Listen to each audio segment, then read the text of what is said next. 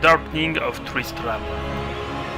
From the moment of reality's creation, the angelic legions of the High Heavens and the demonic hordes of the Burning Hells wagen an unending war known as the Eternal Conflict.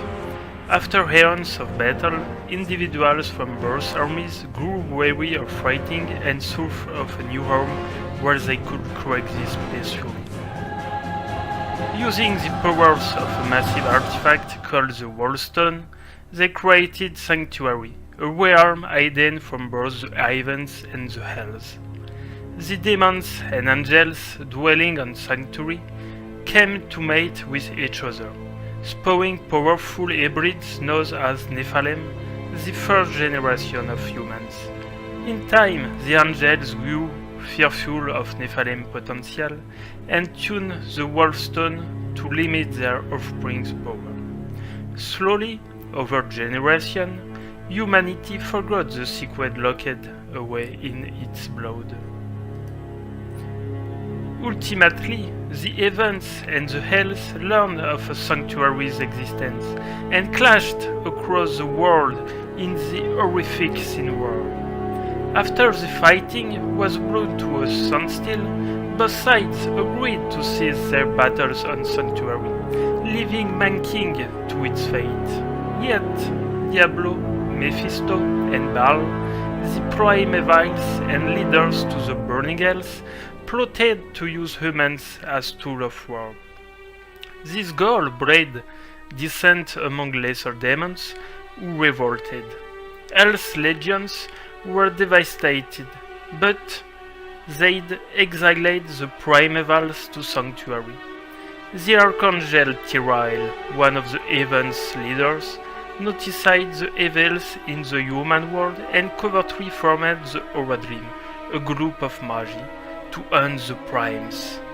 Armed with soulstones, relics that could contain the prime's essence, the Horadrim imprisoned their quarry and hid the soul of the three thrones of Sanctuary.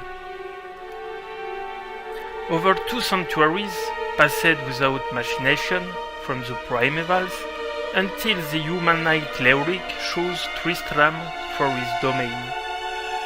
Unbeknownst to Leoric, a malevolent presence lurked beneath the tiny town, the imprisoned Lord of Terror, Diablo.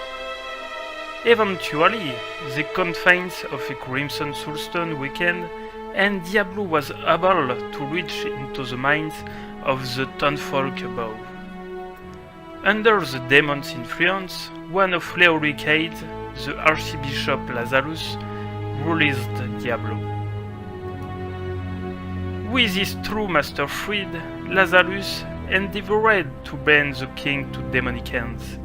He wished to Leoric of an inimaginable trade from the nearby country of Westmarch, leading the monarch dispatch his eldest son, the warrior prince Aidan, with an army. Lazarus then abducted the distraught king's youngest son, Prince Albrecht, so that Diablo could possess the shield of regained physical form. As Diablo drank in the shield's terror, the evil bears Tristram began to spread from the town. Aidan returned, vowing to rescue his brother and cleanse Tristram. Adventurers from all over the world were drawn to Aidan's quest, including a rogue from the Sisterhood of the Slighted Eye, a Vizjerai sorcerer from Kyrgyzstan, and a number of other resilient warriors trained in an array of weapons and armor. The heroes were aided by several of Tristram's surviving villagers, Griswold, the blacksmith forged and repaired the party's equipment. Adria, the witch, provided them with magical books and potions. The Carcane, the last living Horadrim, used his knowledge to guide their mission.